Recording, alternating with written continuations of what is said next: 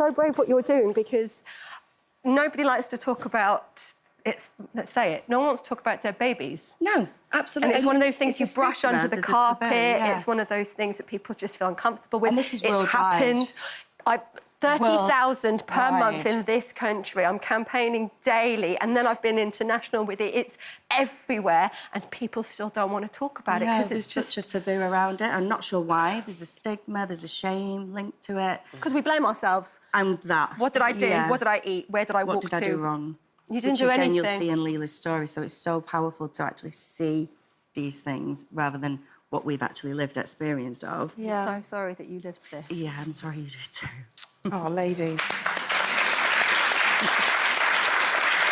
And thank you for being so open and talking. I remember watching you and listening to your words and being able to find strength and courage from that. So, you know, it's a domino effect, and hopefully this is what we're doing. And we are really, really pleased that you're both doing this. Thank you. Thank you. Well done. Now, people notice you've got Penny-Leigh there. I have, there. And you also... How else do you celebrate her life? Well, so basically, we celebrate her birthday every year. We'll do balloons, we'll do cakes, we'll have guests round, and we'll talk about her. I mean, we talk about her pretty much daily anyway, but particularly on her birthday, it's all about Penny. Although Nala Ray thinks it's her birthday, so she gets two birthdays a year. And that's, so people know that that's your second daughter. That's isn't it? my second daughter. Yeah, she's a rainbow baby, which is what we call babies after loss.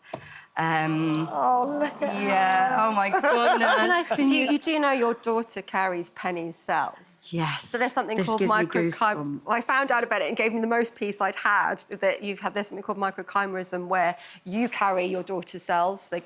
When you're carrying your child, it's like an exchange. You bolster each other up, so the cells go to the brain, the heart, the kidneys, the liver.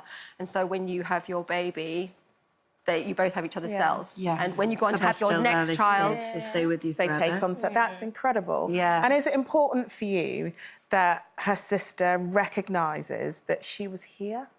Yeah. I mean, she's 3 years old, so it's a bit difficult to have that conversation with her. But she's part of your We conversations. talk about her. She thinks that Penny lives in the sky. Yeah. We recently lost my grandma, so she's kind of got that from that understanding. Like, you know, she says, where's Big Gran? And Big Gran's in the sky, so... What do you say? What do you say when people ask how many children do you have? Because I always think, Of course, yeah. You don't want to betray a memory, do you? Yeah. But then at the same time, you see the uncomfortable face that people have when you say, oh, I've got two, but one's in heaven. Yeah. I mean, it took a while for me to get there without full-on sweating and shaking when that question was asked and instantly being triggered. But again, we still get that daily now with forms that we have to fill in. If you're going to the doctors, the questions, the medical history, it's reliving it. I'm fighting for that. And it's what box do you tick? How many kids do you have? And it's like, it's so, soul-destroying. Anything like that triggers you.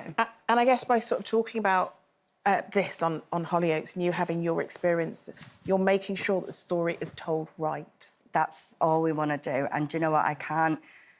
The crew around me the crew and cast at Hollyoaks are amazing anyway, but in particular on this block, we had a director called Neil Wilkinson who was out of this world incredible. Yeah. And we spoke endlessly before, during, after, and he actually shared with me, he did a lot of research, he listened to bereaved parents' podcasts, and he would come in the next morning and he'd talk about it, and I just felt such a safe space that people had put so much time and effort and energy into getting it right. Yeah. Even on the point where we were breaking the taboo during filming by crew members that I've worked with over 10 years would come into me and say, I'm so glad you're doing this, thank you. I've experienced a loss as well. Yeah. You know, my baby's name is this, and I was like, oh my God, suddenly people feel safe to be able to talk about it. And that's exactly what you're doing by actually doing this storyline at Hollyoaks. It will impact so many people. It's just the end game of getting help, that's it. Just the support and help that bereaved parents just don't have access to. And that There's makes no them... arrows and saying this way. Gosh, no. So... And it'll sort of make people feel a bit less alone. And the connection that you two had immediately just shows that. Ladies and gentlemen, Kirsty-Leigh, thank you.